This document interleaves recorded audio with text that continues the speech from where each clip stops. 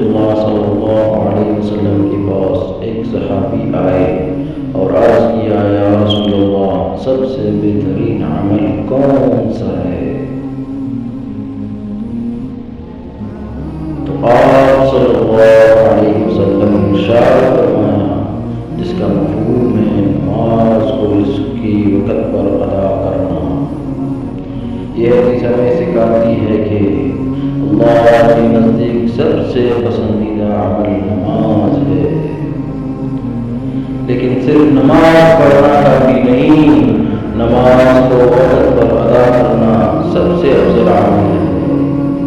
افسوس کے ساتھ کہنا پڑتا ہے کہ آج ہم سستی کاموں میں مصروفیت یا موبائل میں لگے رہنے کی وجہ سے نماز کو وقت پر نہیں پڑھتے،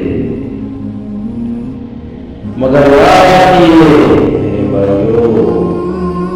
جو نماز کو وقت پر ادا کرتا ہے وہ اللہ کی سب سے پسندیدہ بندوں میں شامل ہو جاتا ہے، اور یہی عمل آخرت میں کامیابی کی کنجی بن سکتا ہے۔